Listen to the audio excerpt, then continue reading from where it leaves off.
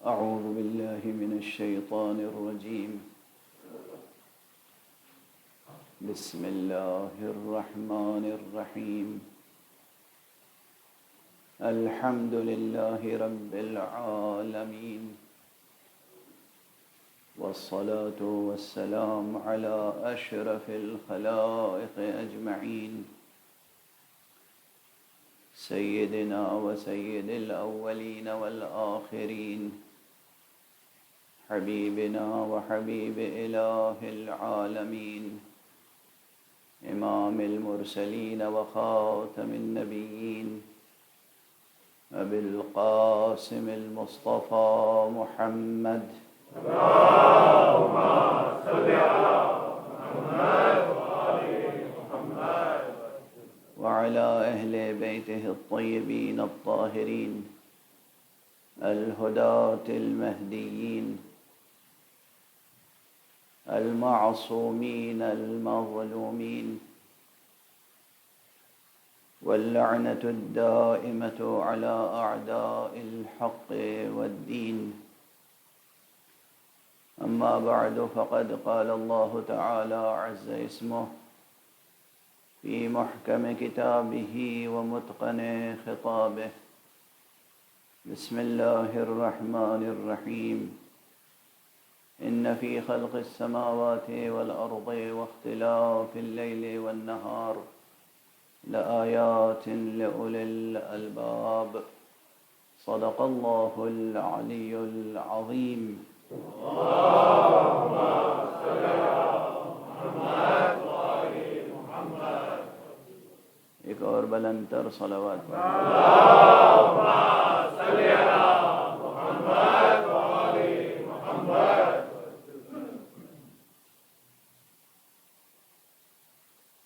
قرآن حکیم کے سورہ مبارک آل عمران کی یہ ایک بظاہر نہایت مختصر لیکن فی الواقع نہایت عمیق اور ہمگیر اور عظیم الشان آیت ہے، جسے میں آپ حضرات کی خدمت میں روزانہ تلاوت کرنے کی سعادت حاصل کر رہا ہوں.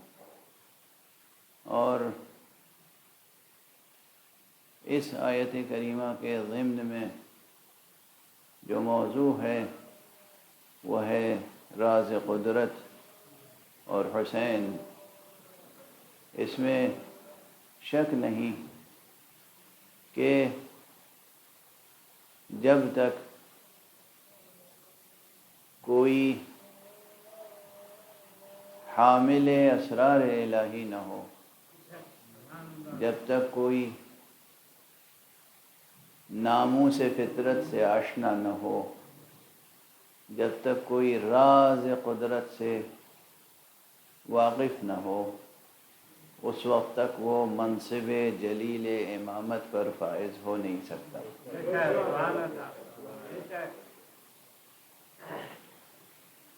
اور اس میں بھی کوئی شک نہیں ہے کہ سرکار سید الشہداء ابو عبداللہ الحسین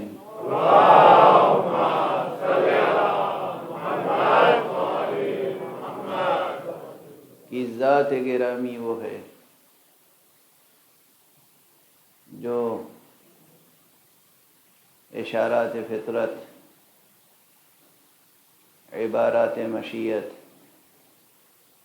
اور نقل و عقل ہر اعتبار سے منصب جلیل امامت پر فائز ہے. امام حسین، یہ دو الفاظ ایسے ہیں، امام اور حسین، جو ایک دوسرے سے جدا نہیں ہو سکتے. چند شخصیتیں بس ایسی ہیں تاریخ میں کہ جن کے ساتھ لفظ امام ایسا سجتا ہے، نکھرتا ہے، اور لفظ امام کی پوری معنویت جلوگر ہوتی ہے. بس چند ہی نام ہیں یا امام علی کہیے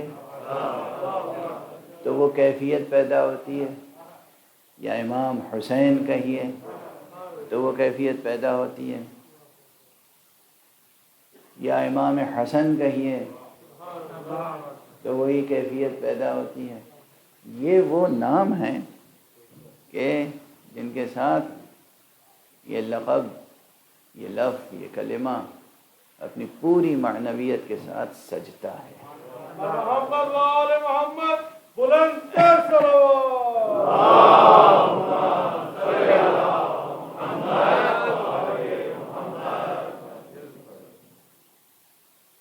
اور یوں تو لغت دیکھیے، یہ تو سبھی کو معلوم ہوگا کہ الفاظ کی لغوی حیثیت کچھ اور ہوتی ہے اور الفاظ کی اصطلاحی حیثیت کچھ اور ہوتی ہے۔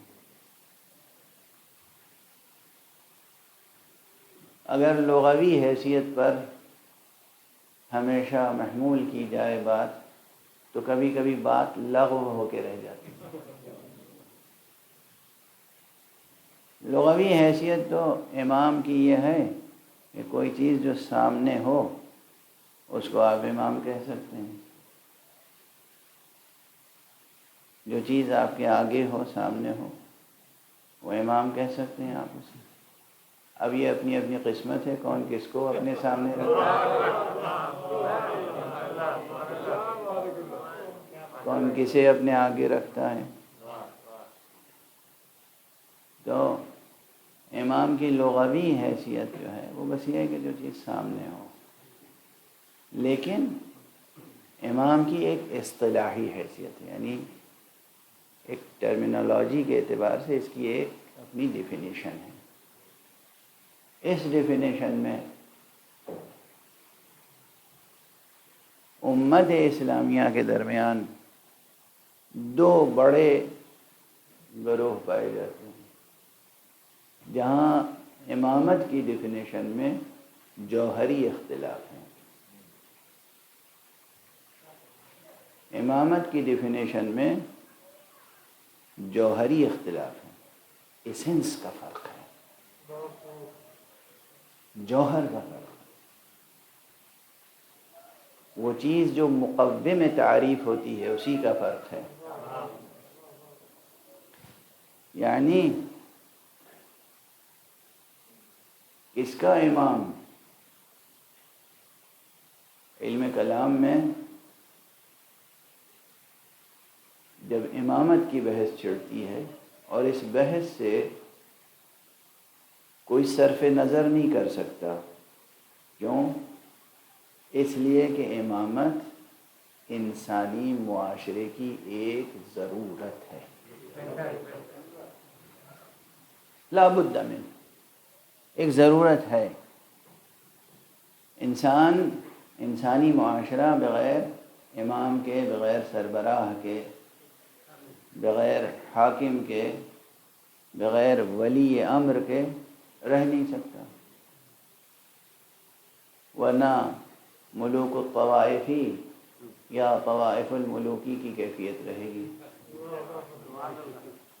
یہ ترکیبیں میں نے استعمال کی ہیں، ڈکشنری میں دیکھ لیجئے گا جا کر۔ ایک صلوات پڑھیے محمد۔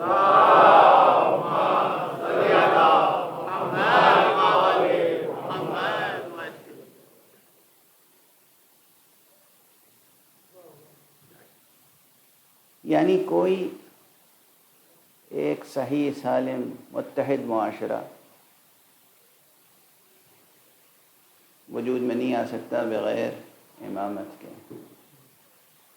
اس پر تقریباً دنیا کے تمام افراد کا اجماع ہے، صرف مسلمانوں کا نہیں۔ انسان کو حاکم چاہیے، ملک کو حکمراں چاہیے، چاہے وہ عادل ہو چاہے ظالم، لا بد من، چاہے وہ عادل ہو چاہے ظالم، حکمراں کی ضرورت ہے۔ اب یہاں جوہری فرق یہ ہے، اور آزمائش عقل و فطرت کی یہ ہے کہ آپ اپنا حاکم، حکمراں، امام، رہبر، قائد، لیڈر آپ کسے چننا چاہتے ہیں اور آپ کو کسے چننا چاہیے؟ مجرم کو یا معصوم کو؟ ظالم کو یا عادل کو؟ اچھے آدمی کو آپ چننا چاہیں گے یا برے آدمی کو؟ یہ آپ پر ہے۔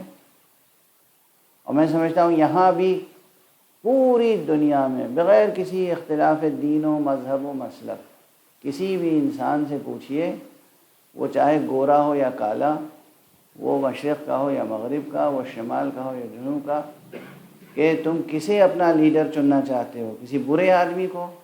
وہ کہے گا نہیں صاحب، ہم تو چاہیں گے کہ بہتر سے بہتر کا انتخاب ہے۔ تو یہ فطرت کی آواز ہے۔ اگر عام انسان یہ چاہے گا، یہ چاہتا ہے کہ وہ اپنا رہبر، اپنا لیڈر، اپنا قائد بہتر سے بہتر چنے، تو یہ کیسے ممکن ہے کہ اللہ سبحانہ و تعالی اگر کسی کا انتخاب کرے تو وہ بہتر سے بہتر نہ ہو؟ نعرہ حیدری، نعرہ حیدری، جناب محمد و آل محمد، اللہم صلی علی محمد و آل محمد۔ سلسلہ بیان ظاہر راز قدرت اور حسین ہے، لیکن درمیان میں بعض سوالات آتے ہیں، اور پھر جو اہم سوالات ہیں وہ میں چاہتا ہوں کہ ان کا جواب ضرور دیا جائے، چاہے وہ براہ راست موضوع سے مربوط ہوں یا ذرا ہٹ کر، لیکن بہرحال جواب دینا ضروری محسوس ہوتا ہے۔ اور چونکہ یہ سوال ہوا ہے تو اس لیے آج اس رخ سے گفتگو ہو رہی ہے۔ اس بحث میں امت اسلامیہ افسوس ہے کہ کئی مغالطوں کا شکار ہو گئی۔ میں بہت ہلکا لفظ استعمال کر رہا ہوں، مغالطوں کا شکار ہو گئی، اور عوام مغالطوں کا شکار ہو گئے، خواص خلط مبحث میں مبتلا ہو گئے۔ خلط مبحث، مختلف بحثیں ایک دوسرے میں ایسے ملا دیں کہ کوئی نتیجہ حاصل نہ ہو پائے، حالانکہ مسئلہ بہت صاف ہے۔ اور پھر اس ضمن میں اسی خلط مبحث کے نتیجے میں اور مغالطوں کے نتیجے میں کچھ سوالات، کچھ شبہات ایسے قائم کر دیے گئے کہ جسے بار بار دہرایا جاتا ہے، بار بار۔ آپ دیکھیں کہ بار بار یہ سوالات اور شکوک و شبہات ابھارے جاتے ہیں۔ مثلا ایک شبہ یہ کہ توحید اور نبوت کے بعد اگر امامت واقعاً اصول دین میں ہے تو پھر اس کا قرآن میں ذکر کیوں نہیں؟ اچھا، اب سوال اس طرح قائم کیا ہے جو بالکل بے اساس ہے۔ پہلے تو ایک غلط مفروضہ فرض کیا، اس پر سوال قائم کیا۔ جیسے میں یہ فرض کر لوں کہ یہ ہال خالی ہے، پھر میں پوچھوں کہ لوگ ہیں یا نہیں۔ مجھے یہ مان کے کرنا چاہیے کہ سامنے مجمع بیٹھا ہوا ہے، میں کسی سے گفتگو کر رہا ہوں، اور میں یہ فرض کر لوں کہ حال خالی ہے۔ جیسے فخر الدین رازی سے متعلق یا کسی اور سے متعلق یہ ہے کہ منطق میں بہت کمال رکھتے تھے، منطق میں، لاجک میں بہت کمال رکھتے تھے۔ اب وہ جناب والا حوض کے کنارے بیٹھ کے درس دے رہے تھے، تو انہوں نے اپنے شاگردوں سے کہا کہ اگر میں چاہوں تو یہ ثابت کر دوں کہ یہ حوض پانی سے خالی ہے، حوض لبالب پانی بھرا ہوا۔ کسی منطق کے استاد سے متعلق یہ بات منسوب ہے۔ لفاظی ہے یا علم؟ اور یہ علم ہے صرف آپ کے ذہنی تعیش کے لیے یا زندگی کی تعمیر کے لیے؟ ہر علم کو زندگی سے جڑا ہوا ہونا چاہیے۔ اور زندگی کی تعمیر سے جڑا ہوا ہونا چاہیے، اس کا ثمرہ ہونا چاہیے۔ تو اب وہ حوض کے کنارے بیٹھے ہوئے ہیں اور حوض لبالب پانی سے بھرا ہوا ہے، کہتے ہیں اگر میں چاہوں تو ثابت کر دوں کہ حوض پانی سے خالی ہے۔ اور اس کے بعد انہوں نے جو بھی منطقی مغالطوں سے کام لیا ہوگا، صغرا کبرا، جو بھی نتیجہ اخذ کیا، اس کے بعد کہا کہ اب نتیجہ نکلا کہ حوض پانی سے خالی ہے۔ شاگردوں سے کہا تم میں کسی میں ہے مجال جو میرے استدلال کو جھٹلا سکے؟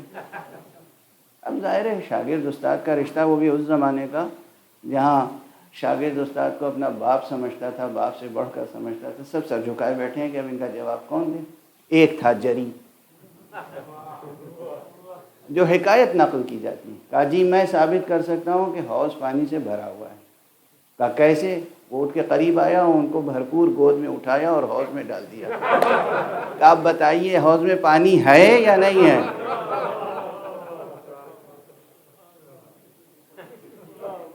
یہ لطیفہ بچوں کو بھی یاد رہ جائے گا نا۔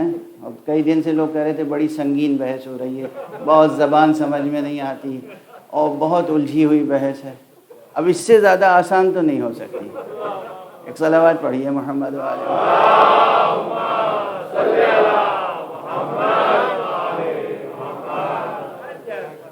یہ حکایت نقل کی جاتی ہے، کیوں؟ یہ کلاس روم میں بھی نقل کی جاتی ہے، اس لیے میں نے ممبر پہ بھی نقل کی۔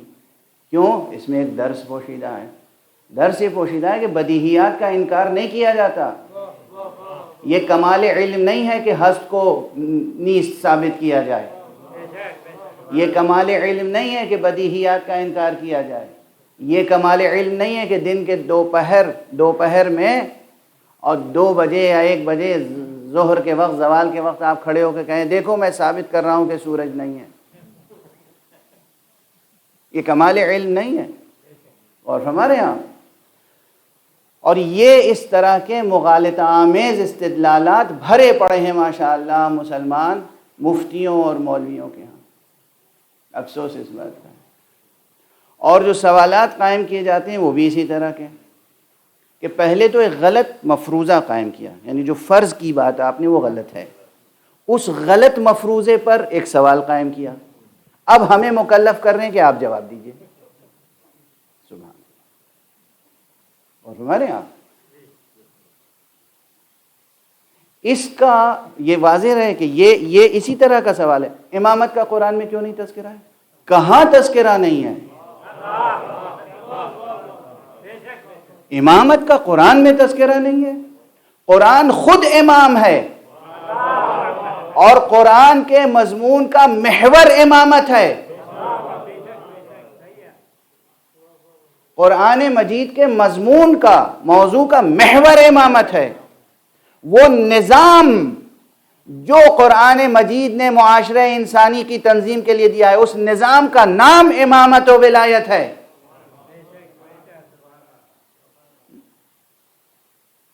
اور اتنا جامع، اتنا کامل بیان قرآن مجید میں امامت کا موجود ہے، اس کے اپنے انداز میں۔ قرآن مجید کی شان بلاغت وہی کہ جہاں الفاظ کے کوزوں میں معانی کا کوثر سمویا ہوا ہوتا ہے،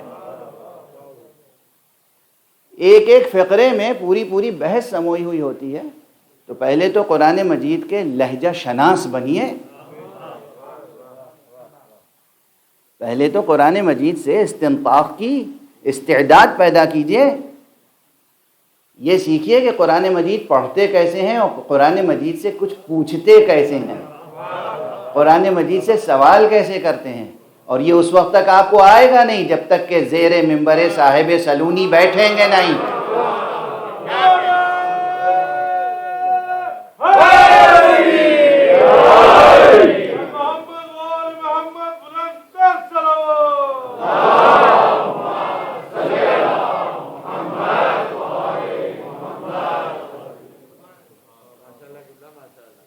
جواب تو میں عرض کروں گا، لیکن بعض نکات کی طرف، جو نکات بہت واضح ہیں لیکن پھر بھی ان کی طرف توجہ دلانے کی ضرورت ہے۔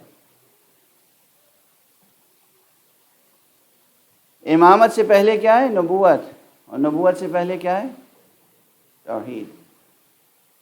یہ نبوت و توحید کو بھی کیا آپ نے قرآن سے سیکھا ہے، سمجھا ہے؟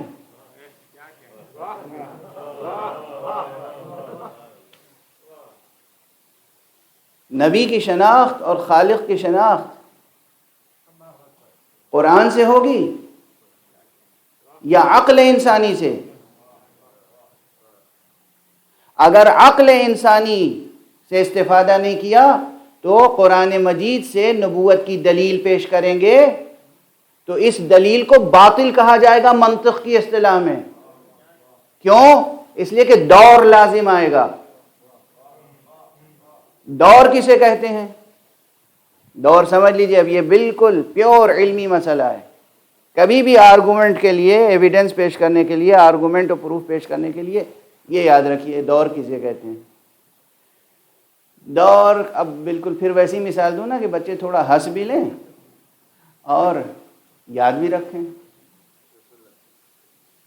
دو شخص کھڑے ہوں، دو شخص اور کوئی تیسرا نہ ہو، تیسرا صرف سوال کرنے والا ہو۔ ایک کا نام ہو مثلا عمرو اور دوسرے کا نام ہو بکر،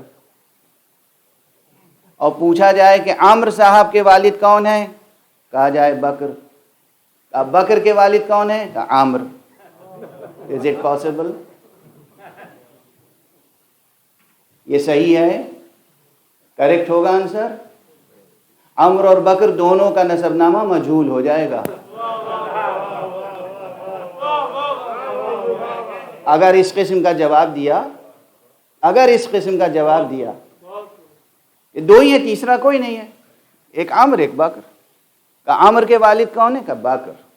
اب بکر کے والد کون ہے؟ عمرو۔ جواب غلط۔ اسے کہتے ہیں دور۔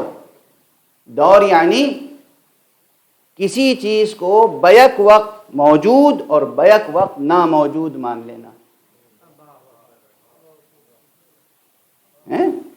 یعنی تناقض، واضح تناقض، صریح تناقض۔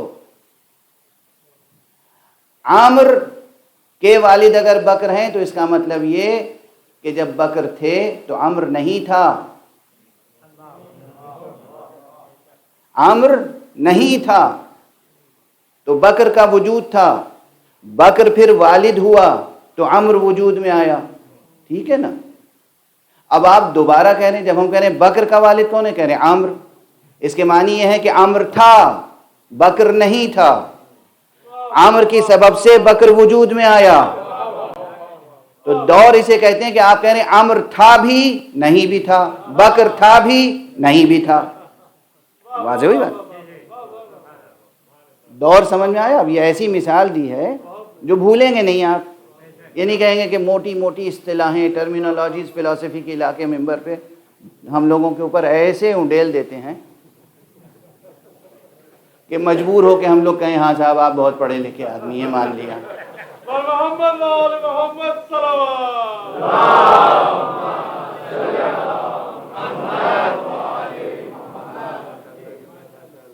یہ جتنے استدلال ہیں، جتنے دنیا کا کوئی بھی استدلال ہو، اب وہ ایک الگ بات ہے کہ دور کی کتنی قسمیں ہوں، کہاں کہاں ہو، کہاں دور جائز ہے ہو، کہاں دور جائز نہیں، لیکن بنیادی طور پر دور باطل ہے، دور باطل ہے، دور ناممکن ہے، دوری جواب محمل ہے۔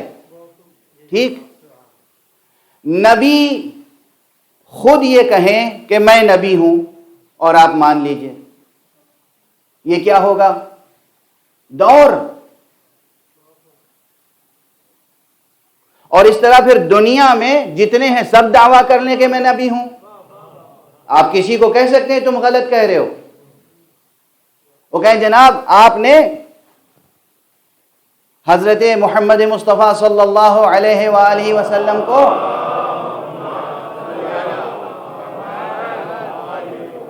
نبی مان لیا اس لیے کہ انہوں نے کہا میں نبی ہوں، آپ نے مان لیا، اور میں بھی کہہ رہا ہوں میں نبی ہوں، آپ مجھے مان لیجئے۔ دنیا کا ہر فرد کہے گا میں بھی کہہ رہا ہوں میں نبی ہوں، آپ مان لیجئے۔ تو وہاں آپ جواب دیں گے ہم نے محمد کو خود دعوی نبوت کے نتیجے میں نبی نہیں مانا،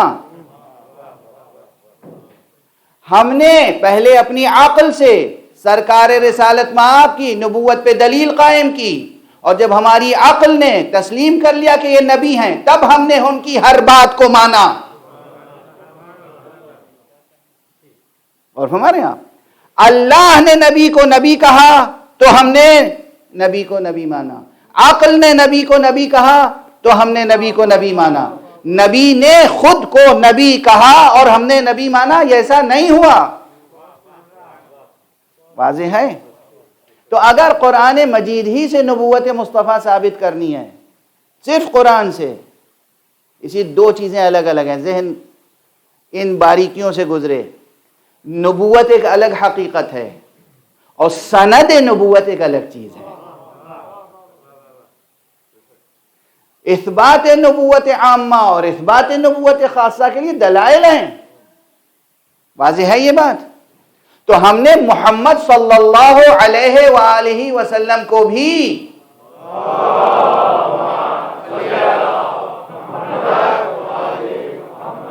قرآن سے نبی نہیں مانا، ہم نے ان کو پہلے نبی مانا، پھر ان کی زبان مبارک سے قرآن کو بطور سند تسلیم کیا.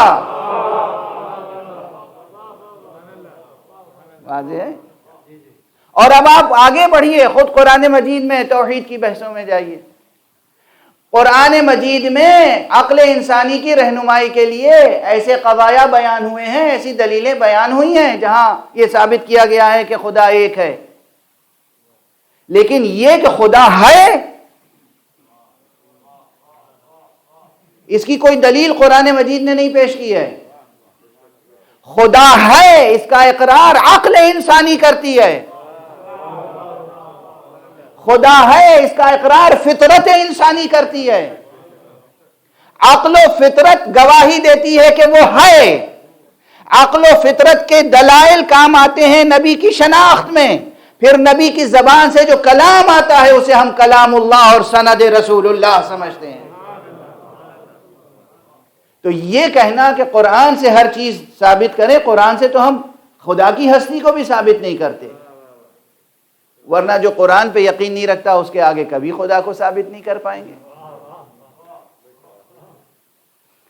ہم اگر خدا کی وحدانیت کو ثابت کرنا چاہیں ایک ایسے شخص کے سامنے جو نہ رسول اللہ کو رسول سمجھتا ہے نہ قرآن پہ ایمان رکھتا ہے، اس کے سامنے اللہ کے وجود کو اور اللہ کی وحدانیت کو کیسے ثابت کریں گے؟ واضح ہے؟ تو نہ ہم اللہ کی توحید اور اللہ کی ہستی کو قرآن مجید سے ثابت کرتے ہیں، نہ ہم نبوت کو قرآن مجید سے ثابت کرتے ہیں، نہ ہم امامت کو قرآن مجید سے ثابت کرتے ہیں پہلے مرحلے میں. یہ عقل انسانی ہے. اگر آپ انسان ہیں تو گفتگو کیجئے گا، عقل سے بیزار ہیں تو گفتگو نہ کیجئے گا.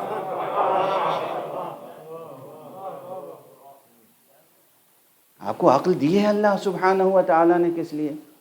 ہمیں کس لیے دی ہے عقل؟ واضح ہو گئی بات. تو یہ ایک مغالطہ ہے کہ قرآن مجید سے ثابت کیجئے، حالانکہ قرآن مجید سے ثابت ہے اللہ کا وجود بھی، اللہ کی وحدانیت بھی، نبی کی نبوت بھی، مولا علی کی امامت بھی، سب ثابت ہے. لیکن پہلے مرحلے میں کون ثابت کرے گا؟ عقل. آپ ایسے دین کو پیش کرنا چاہتے ہیں جہاں عقل کا کوئی مقام ہی نہیں ہے، جبکہ اللہ سبحانہ و تعالی نے سب سے نفیس ترین شے جو خلق فرمائی ہے وہ عقل ہے، اور عقل آپ کو عطا فرمائی ہے. اور آپ زندگی کے چھوٹے بڑے ہر مسئلے میں لوگوں سے حجت کرتے ہیں، پیزار کرتے ہیں، کٹ حجتی کرتے ہیں، یا بہرحال بحث کرتے ہیں، جستجو کرتے ہیں، تحقیق کرتے ہیں، ریسرچ کرتے ہیں، اور ہر جگہ عقل کی ٹارچ ساتھ میں ہوتی ہے. بس جہاں مذہب کی بات آئی اس ٹارچ کو بجھا دیتے ہیں.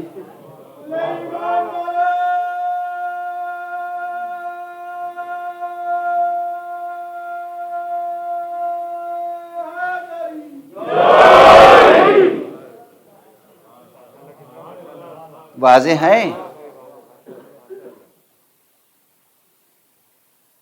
اللہ کا کی ہستی اور اللہ کی وحدانیت عقل سے ثابت ہوتی ہے. پہلے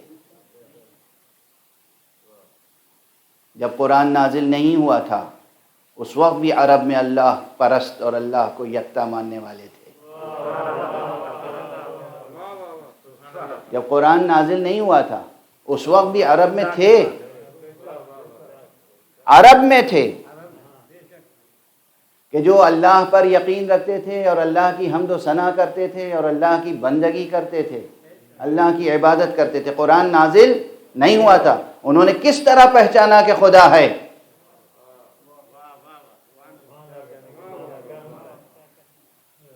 انہوں نے کس طرح پہچانا کہ خدا ہے؟ جا کے آپ تحقیق کیجئے، وقت کم ہے، وقت گزرتا چلا جا رہا ہے۔ اگر میں نام گنانا شروع کروں، اور صرف بنی ہاشم میں نہیں، یہ بھی یاد رکھیے گا، خاندان پرست نہ سمجھیے گا ہمیں،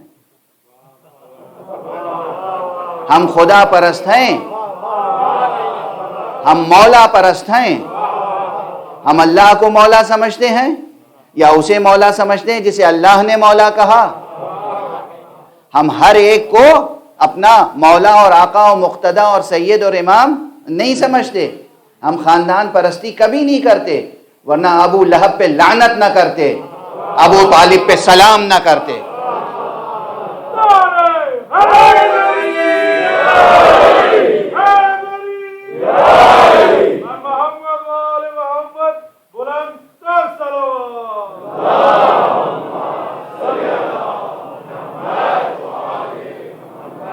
بس نام آ گیا، کیا پیارا، کیا نورانی، کیا عظیم نام آ گیا زبان پر، تو ایک جملہ اور کہہ کے چلوں، ابو طالب اس پیکر عقل ظاہری کا نام ہے جس نے قرآن مجید کے بغیر محمد کو نبی پہچانا۔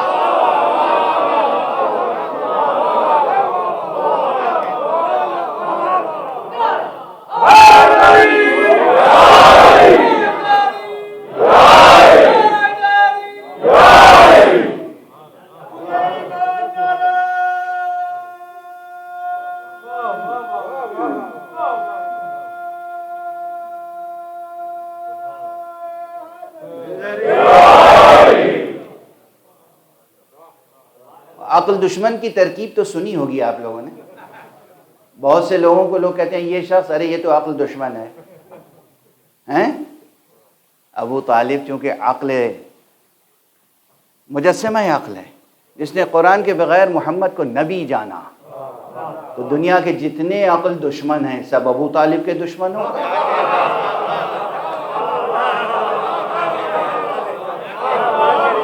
ایک صلوات پڑھ دیجئے محمد وآلہ۔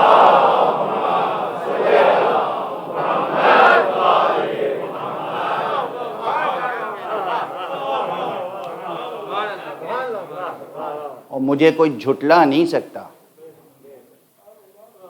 مجھے کوئی جھٹلا نہیں سکتا اس بات پہ کہ ابو طالب نے اعلان کیا تھا، الم تعلموا انا وجدنا محمدا نبیا کموسیٰ خط فی اول الکتب، کیا تمہیں معلوم نہیں کہ ہم نے محمد کو نبی دیکھا ہے، نبی پایا ہے، اسی طرح جیسے موسیٰ نبی تھے، اور ہم جانتے ہیں کہ محمد، الم تعلموا، اس کیا عظیم شعر ہے، یہ کیا عظیم شعر، الم تعلموا انا وجدنا،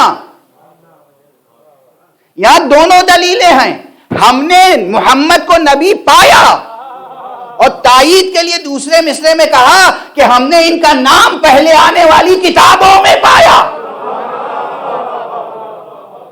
یعنی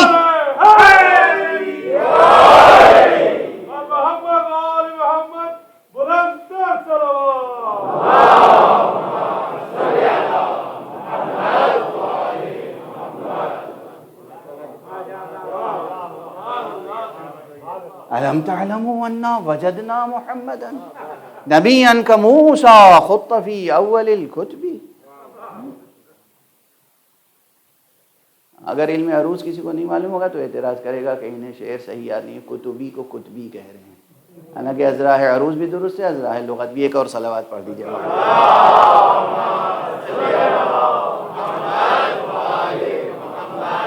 یہ دفع دخل کے لیے بات میں بھی درمیان میں باتیں کہنا بھی کبھی ضروری محسوس ہو جاتا ہے۔ شعر اسی طرح ہے جس طرح میں نے گزارش کی، ابو طالب نے مصطفیٰ کی نبوت کا کلمہ پڑھا،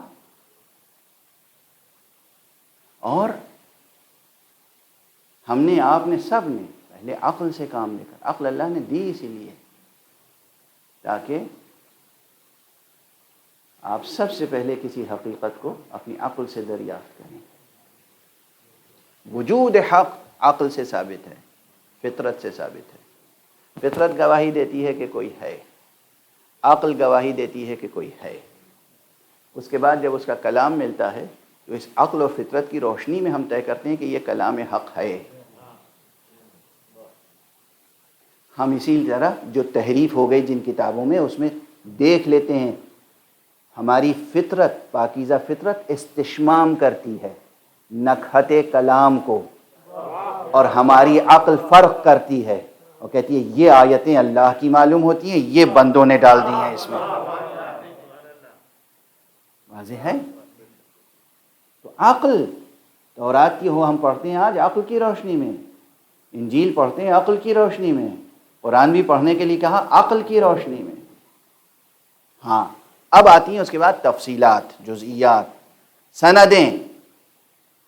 خدا کی قسم اگر انسان آزادانہ طور پر عقل و فطرت پاکیزہ، عقل سلیم اور فطرت مستقیم کی روشنی میں پورے آدم تا این دم پوری عالم و آدم کی تاریخ کا مطالعہ کرے تو وہ مطمئن ہوگا اس بات پر کہ لفظ امام اگر کسی پہ سجتا ہے بعد محمد مصطفیٰ صلی اللہ علیہ وآلہ وسلم تو وہ فرزند ابو طالب علی ابن ابی طالب کے علاوہ کوئی دوسری ذات ہو نہیں سکتی۔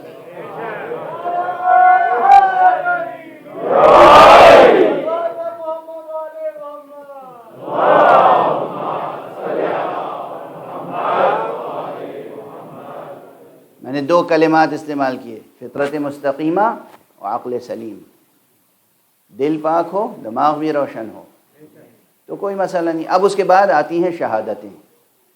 اب اس کے بعد شہادتیں قرآن مجید میں ہیں۔ امامت کے موضوع پر قرآن مجید نے جو روشنی ڈالی ہے جتنی جامع اور کامل، اس کے بعد کسی اور بحث کی ضرورت نہیں ہے۔ اگر ان آیات کے معنی اور ترجمے اور ترجمانی میں تحریف نہ کی جائے۔ اچھا کیا جن صاحب نے بھی سوال کیا، دل خوش ہوا کہ مجھے سعادت ملی کہ میں اس موضوع پر بھی کھل کے کچھ گفتگو کروں، اس لیے کہ یہ مسئلہ ہی تعویل قرآن کا ہے، اور اسی لیے میں اپنا 10 بار کا کہا ہوا جملہ دہرا رہا ہوں۔ ماہ مبارک رمضان تنزیل قرآن کا مہینہ ہے، اور ماہ محرم تعویل قرآن کا مہینہ ہے۔ لفظ امام ملے گا قرآن میں، محرم بتائے گا امام کون ہے۔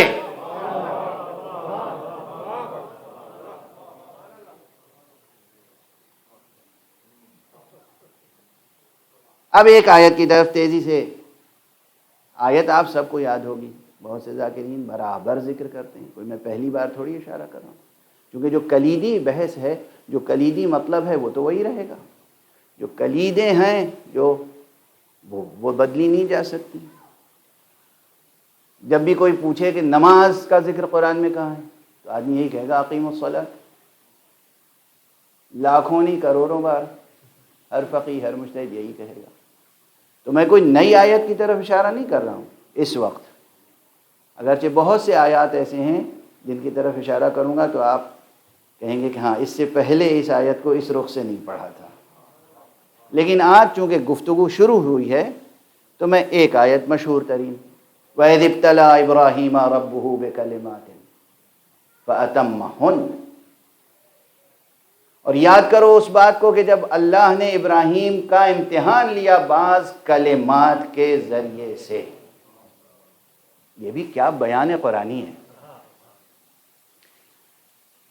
بلاؤں کے ذریعے سے نہیں کہا، مصیبتوں کے ذریعے سے نہیں کہا، قربانی کے ذریعے سے نہیں کہا، بے کلمات۔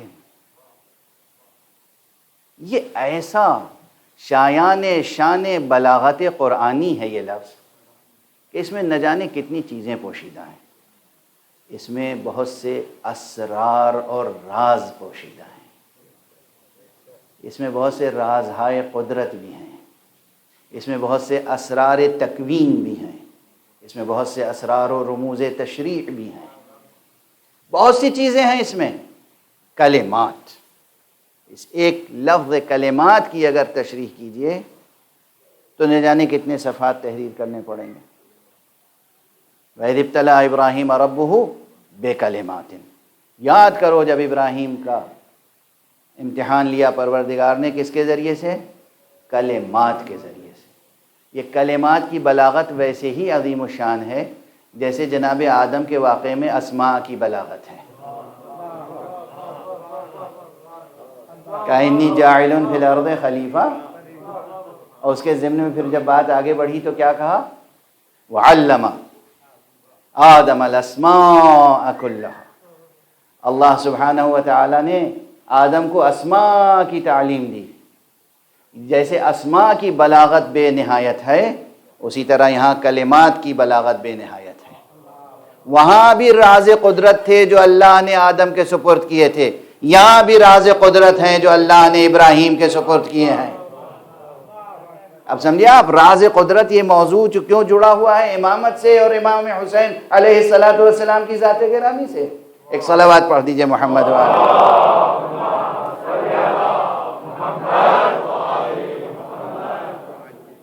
اجمالاً بس اتنا عرض کر رہا ہوں کہ اسے صرف ایک واقعہ مراد نہیں ہے. بے کلمات ہیں، کلمات کلمے کی جمع ہے. یعنی جو وہ پرچہ تھا امتحان کا اس میں کئی چیزیں تھیں. کچھ تھیوریٹیکل پرچہ تھا، پریکٹیکل پرچہ تھا. پرچے میں کئی چیزیں تھیں. بے کلمات ایک چیز نہیں تھا، بے کلمت نہیں ہے، بے امر نہیں ہے، کوئی ایک امر نہیں تھا. بے کلمات تو اس میں بہت سی چیزیں ہیں.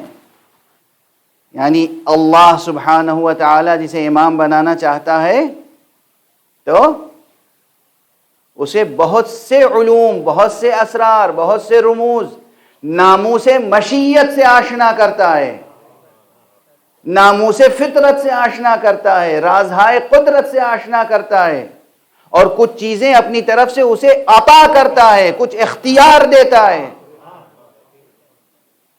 اور سب سے بڑا اختیار تو وہ دیتا ہے کہ جو ایک فرد اپنے نفس پر اختیار رکھتا ہے.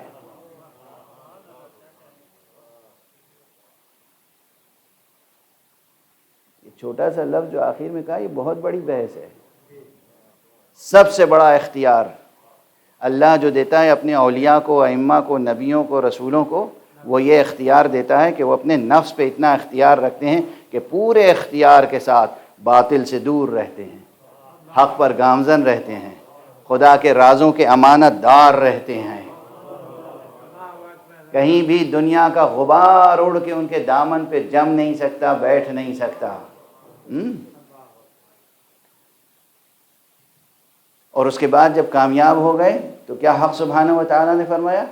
انی جاعلک للناس اماما.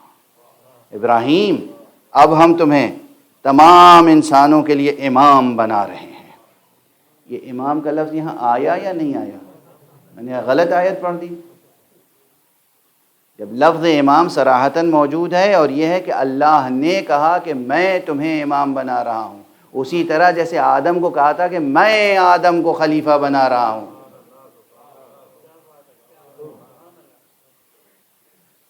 اب یہ بحث الگ کروں گا کہ آدم کے ہاں لفظ خلیفہ کیوں آیا، ابراہیم کے ہاں لفظ امام کیوں آیا. ایک صلوات پڑھ دیجئے محمد.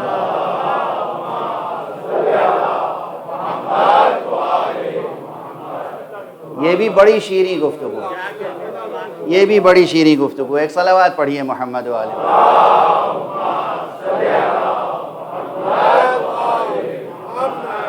آج صرف ایک آیت کا ذکر کر کے، دامن وقت میں گنجائش نہیں ہے، مجھے اس کے بعد ایک دوسری تقریر بھی کرنی ہے تو طاقت بھی ساتھ نہیں دے رہی ہے. یہ میں تھوڑی تقریر کرتا ہوں ممبر پر. میں اکثر دوستوں سے کہتا ہوں کہ میں تو بس بیٹھ جاتا ہوں ممبر پر، تقریر تو پتہ نہیں کون کرتا ہے. جو صحت کی کیفیت ہے وہ بس ایسی ہی ہے. تو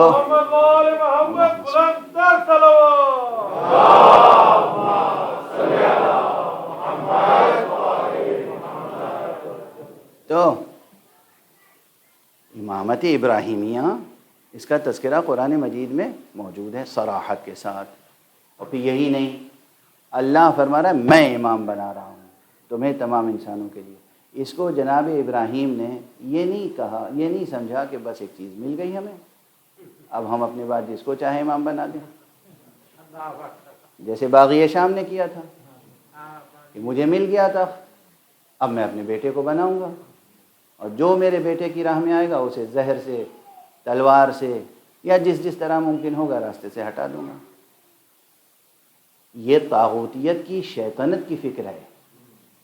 ابراہیمی کچھ اور ہے شان۔ وہ کہتے ہیں اللہ نے ہمیں امامت دی ہے تو اس کا مطلب یہ عہدہ الہی ہے۔ اب خواہش تو ہے میری نسل میں بھی رہے، تو خود نہیں فیصلہ کرتے، وہیں کہتے ہیں کہ وَمِن ذُرِّيَّتِي، اے پروردگار اور میری ذریت سے، یعنی میری نسل میں بھی یہ عہدہ رہے گا۔ اللہ بھی جواب میں یہ نہیں کہتا کہ بھائی ہم نے دے دیا تمہیں، اب تم جسے چاہو اپنے بعد بنا لو۔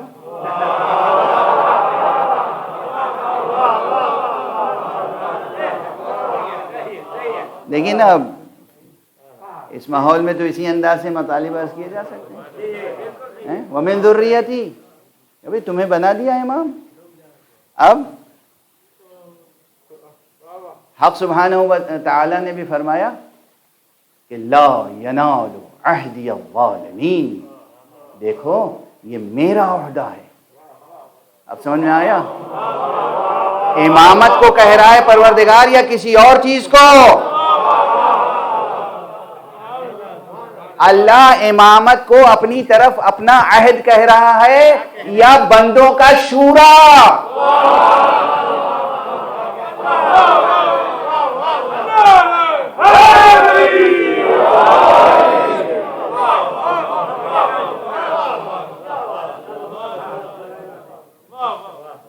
انی جاعلک للناس اماما قال رب ومن ذریتی قال لا ینال عہدی الظالمین، میرا عہدہ ظالمین تک نہیں پہنچے گا۔ یعنی اب اپنی نسل کی تربیت کرو، جو خطا کار ہوگا، مجرم ہوگا، ظالم ہوگا، وہ امام نہیں بن سکتا۔ یہاں وعدہ چھپا ہوا ہے کہ جو معصوم ہوگا وہ امام بن کے رہے گا۔ صلوات پڑھ دیں محمد و آل محمد۔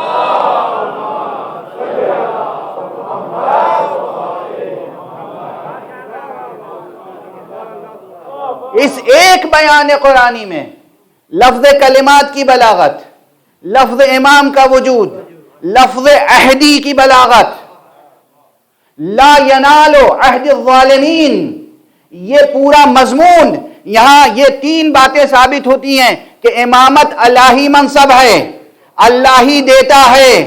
اللہ یہ ظالموں کو نہیں دیتا، معصوم کو دیتا ہے، اور اسے دیتا ہے جسے کلمات و اسرار بھی دیے ہوں۔ یعنی دو چیزیں اہم ثابت ہو گئیں، علم امام اور عصمت امام۔ صلوات پڑھ دیں محمد و آل محمد۔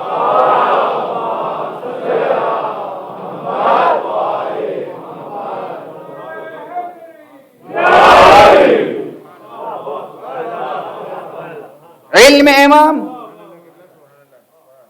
عصمت امام، عہدہ امامت، عہدہ امامت کا تعلق خدا سے۔ یہ سب چیزیں عقل رہنمائی کرتی ہے، پہلے قرآن آ کے ارشاد فرماتا ہے، قرآن عقل کی تائید کرتا ہے، فطرت بشری پہلے گواہی دیتی ہے، قرآن آ کے اس فطرت کی عبارت کی تفسیر کرتا ہے۔ ورنہ یقین رکھیے کہ یہ جو پورا مضمون قرآنی ہے نا، پورا مضمون قرآنی، یہ آپ کے گوہر دل پر لکھا ہوا ہے قلم مشیت سے۔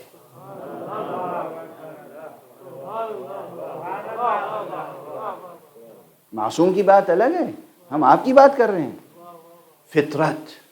فطرت پاکیزہ، وہ فطرت جس پر اللہ سبحانہ جس کے بارے میں پیغمبر اکرم صلی اللہ علیہ وآلہ وسلم نے فرمایا ہے کل مولود یولد علی الفطرہ، ہر پیدا ہونے والا بچہ فطرت پر پیدا ہوتا ہے۔ اور فطرت کیا ہے؟ قرآن مجید میں سورہ مبارکہ روم میں چلے جائیے، پڑھیے کہ فَأَقِمْ وَجْهَكَ لِلنَّاسِ حَنِيفًا فِطْرَةَ اللَّهِ الَّتِي فَطَرَ النَّاسَ عَلَيْهَا، تم اپنا رخ حیات، رخ زندگی، سفر زندگی، اپنا وجود، اپنا رخ معین کر لو فطرت کی طرف، وہ فطرت جس پر اللہ نے تمہاری خلقت کو ڈھالا ہے۔ تو واضح ہوئی بات، چیزیں آپ کی فطرت میں موجود ہیں، چیزیں آپ کی عقل کی روشنی میں نظر آ سکتی ہیں، پھر قرآن مجید اس پہ مزید روشنی ڈالتا ہے، تاکید کے ساتھ، تائید کے ساتھ، صراحت کے ساتھ، وضاحت کے ساتھ، تاکہ دل و دماغ میں یہ بات راسخ ہو جائے کہ ہماری عقل جو فیصلہ کر رہی ہے وہ غلط نہیں ہے، تائید وحی بھی حاصل ہے۔ ایک صلوات پڑھ دیجئے محمد وعلیہ۔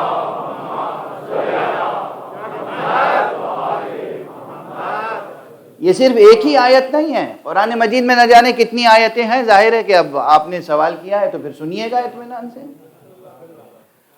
اور اب یہ مقصد نہیں کہ میں آج ہی سب آیتیں سنا دوں گا، مجھ پہ بھی ترس کھائیے، ذرا رحم کیجیے، ایک صلوات پڑھیے محمد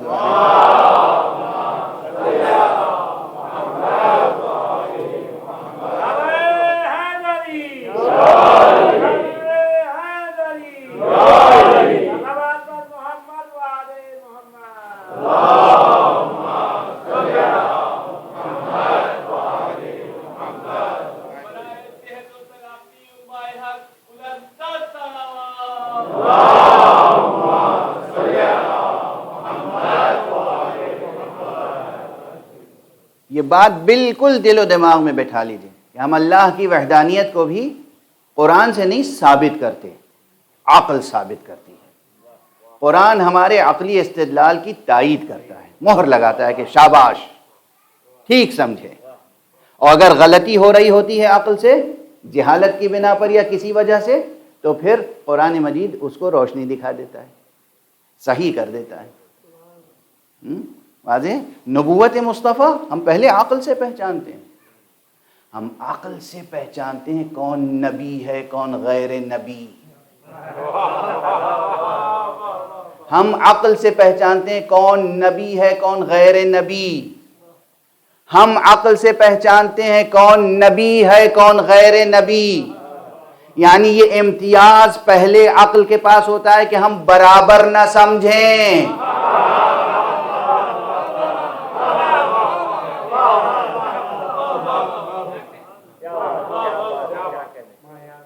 ہمارے بڑے بھائی تھے، ہمارے جیسے تھے،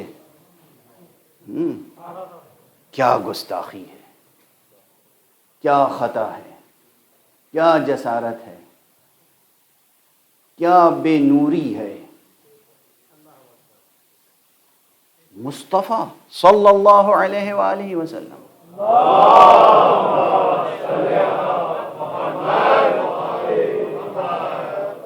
ہمارے جیسے تھے۔ اسی طرح قیاس کریں گے۔ دیکھیے مصطفیٰ کا جو رتبہ پہچانتا تھا، وہ یہ نہیں صرف سمجھتا تھا کہ یہ میرے بھائی کا بیٹا ہے، یہ میرا بھتیجا ہے، یہ میرے خاندان کا ایک فرد ہے، اس لیے اس کی حمایت کرنی چاہیے۔ ورنہ حمایت کی ایک حد ہوتی ہے۔ وہ سب کچھ رکھنے کے باوجود جانتا تھا کہ مصطفیٰ ہے۔ اس لیے شعیب ابی طالب کے زمانے میں اپنے جگر کے ٹکڑوں کو اس کو بچانے کے لیے اس کے بستر پہ ڈال دیتا تھا۔ یہ یقین جھلک رہا تھا کہ یہ جانتا ہے کہ مصطفیٰ ہمارے جیسا نہیں ہے، مصطفیٰ بلند ہے، ہمیں اس کی حفاظت کرنی ہے، ہمیں اس کی متابعت کرنی ہے، ہمیں اس کی پیروی کرنی ہے۔ ہم بوڑھے ہیں، چچا ہیں، مگر ہمیں اس کی پیروی کرنی ہے۔ ہمیں اس سے نہیں کہنا ہے کہ بیٹے بھتیجے تو جوان ہے مجھے بچا لے، بلکہ مجھے اس کو بچانے کے لیے خود کو قربان کرنا ہے۔ یہ فراست مومن، یہ فراست ابو طالب، یہ ہے عقل ابو طالب۔ ورنہ ساری دنیا کا دستور ہے، بیٹے میں بوڑھا ہو گیا ہوں، میں بھتیجے، میرے بھتیجے، یہ قریش مجھے بہت ستاتے ہیں، اب مجھے بچا لے ان کے پتھروں سے، مجھے بچا لے ان کے حملوں سے۔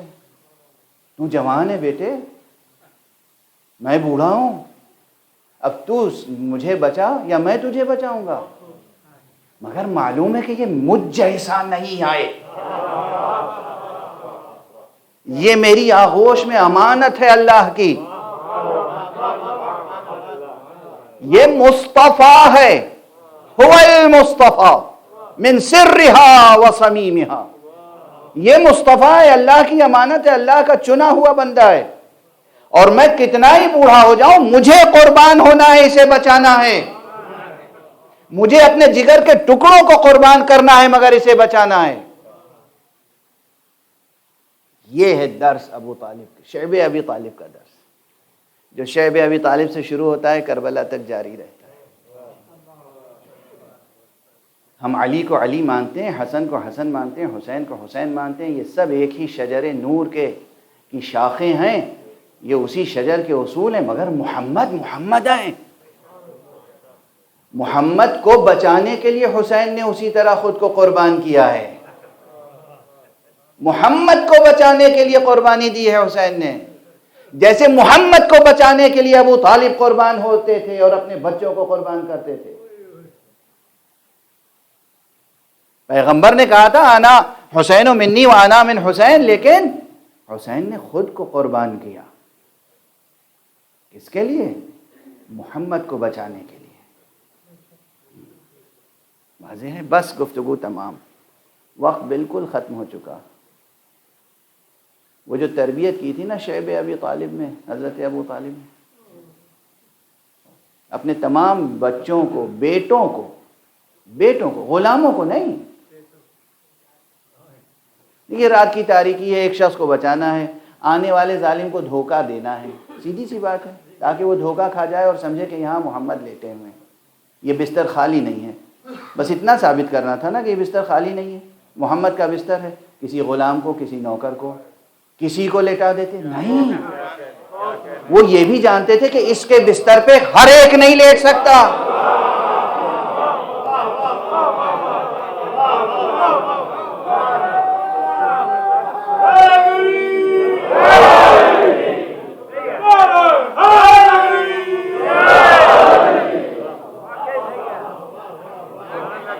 ہمیں اسے بچانا ہے اور اس کی ناموس کو، اس کی حرمت کو، اس کے ہر عظمت کے ہر نشان کو بچانا ہے.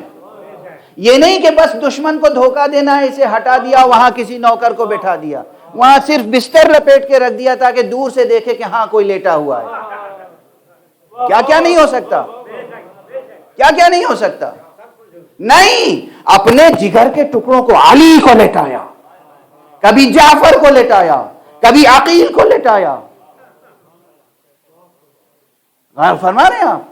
اور وہ جو تربیت تھی ابو طالب کی، وہ وہاں سے کربلا تک جاری رہی.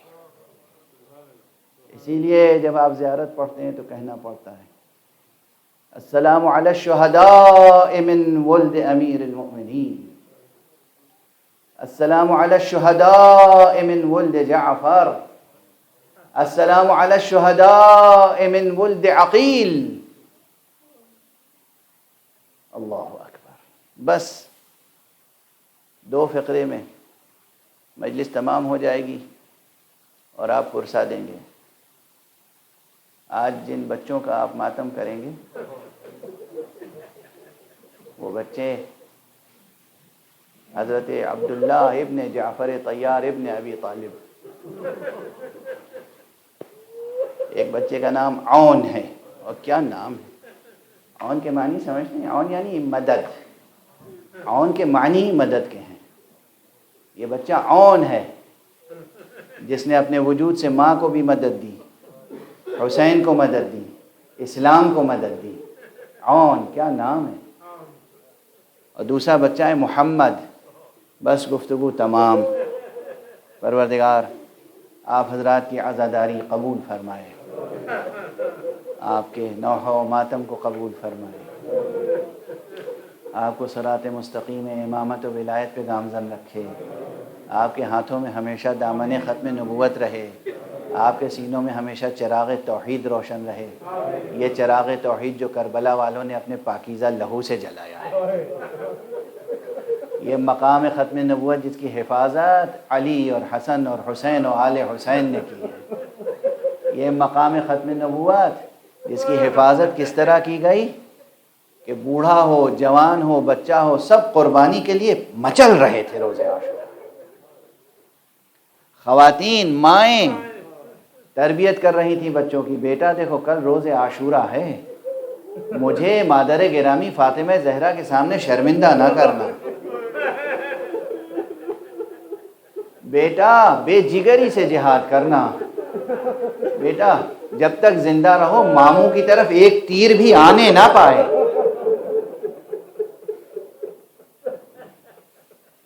جیسے ہی روز عاشورہ کا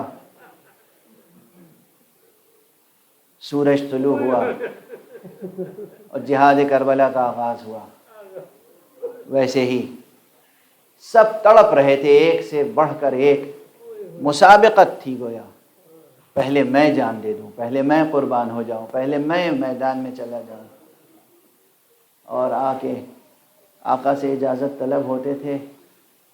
آقا حسین نے جن بچوں کو جینے کے لیے پالا تھا ان کو مرنے کے لیے جانے دینا آسان نہ تھا، آسان نہ تھا۔ نہ قاسم کو جدا کرنا آسان تھا، نہ اکبر کو جدا کرنا آسان تھا، نہ اون و محمد کو جدا کرنا آسان تھا، مگر ادھر زینب کا اصرار، ادھر بچے ماموں کا دامن تھامے کھڑے ہیں۔ میں ان کی ترجمانی کروں، کیا کہہ رہے ہوں گے بچے جب ماموں روک رہے ہوں گے کہ نہیں بیٹا تمہیں جانے کی اجازت نہیں دے سکتا، تو یہی تو کہا ہوگا ماموں جان آپ میری مادر گرامی کا بڑا احترام کرتے ہیں، آپ کی بہن میری ماں زینب کا واسطہ ہے، بس مجھے جانے دیجیے۔ کیا کیا منتیں سماجتیں کر رہے ہیں بچے کس لیے؟ بچے کس لیے؟ جینے کے لیے نہیں، مرنے کے لیے۔ کیا بچے تھے، کیا مائیں تھیں، کیا خاندان تھا، اور کیا سامنے عظیم ہدف اور مقصد تھا۔ ہدف اور مقصد تھا دین، اسلام، توحید، نبوت، امامت، قرآن، یہ تھا مقصد و ہدف۔ سیاست نہیں، امارت نہیں، حکومت دنیا نہیں، خلافت ظاہری نہیں، غلط فہمی میں مبتلا نہ ہو۔ ان کا ہدف اور مقصد رازہائے قدرت کی حفاظت اور منصوبہ مشیت کی تکمیل، اور کچھ نہیں، اور کچھ نہیں ہے، دنیاوی کوئی شائبہ نہیں ہے۔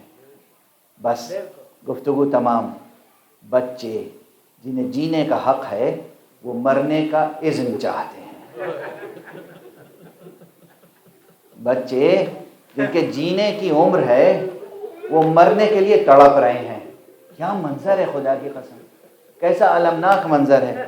اور بالآخر آقا حسین نے سینے سے لپٹایا، پیار کیا، اجازت دی، جاؤ بیٹا جاؤ، ہمیں معلوم ہے تمہارا نام محضر شہادت میں موجود ہے، سعادت نصیب کرو۔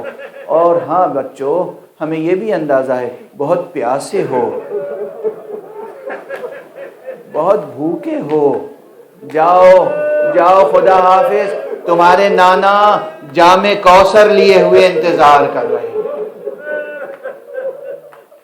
جاؤ۔ اور ان کو اجازت دی، محمد کو اجازت دی، دونوں بچے گئے۔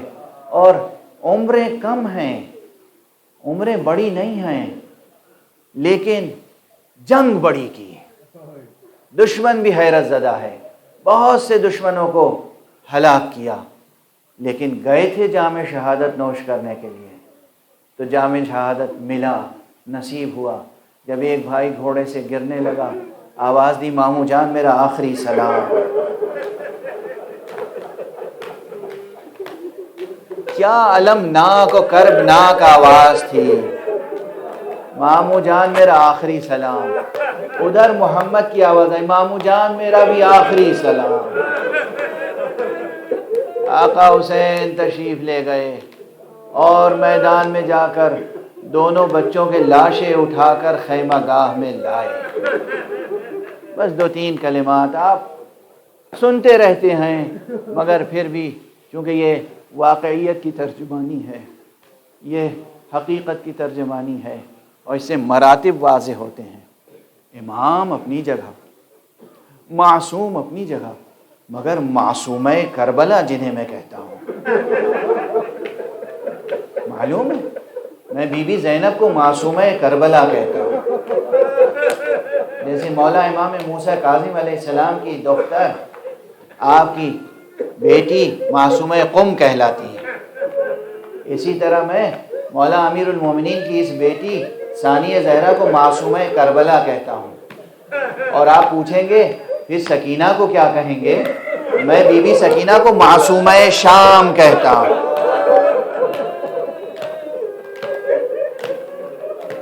معصومہ کربلا، جناب زینب کا کیا مرتبہ ہے، کیا مقام ہے، کیا شجاعت ہے، خاتون ہونے کے بعد کیا شجاعت ہے۔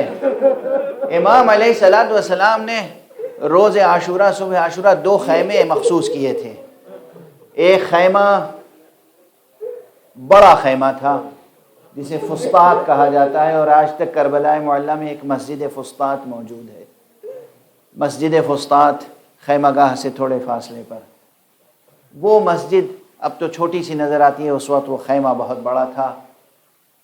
وہ فسطاط وہ خیمہ تھا جس میں شب بھر تمام اصحاب یکجا تھے، اور ایک دوسرا خیمہ تھا جس میں تمام اہل بیت کے جوان اور بچے یکجا تھے۔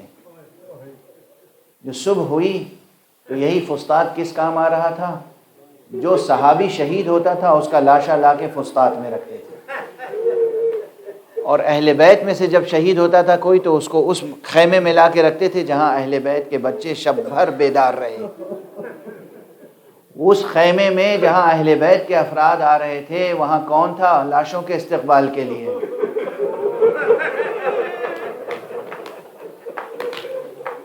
وہاں لاشوں کے استقبال کے لیے زینب تھی، زینب، معصومہ کربلا زینب۔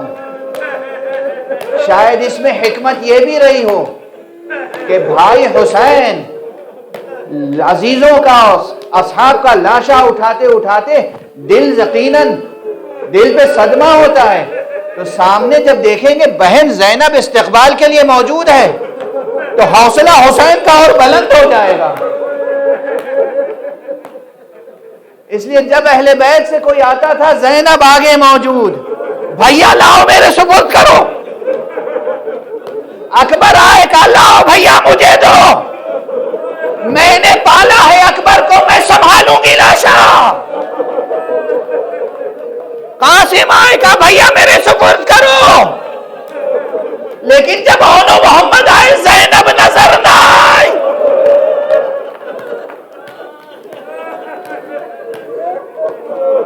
آقا حسین نے پوچھا میری بہن زینب کہاں ہے؟ فضہ نے اشارہ کیا آقا وہ سجدہ شکر میں ہے۔ پروردگار شکر ہے تیرا، تو نے میری قربانی قبول فرما لی، مجھے میرے بھائی اور میری مادر گرامی کے سامنے شرمندگی نہ ہوئی۔ پروردگار اس قربانی کو قبول فرما۔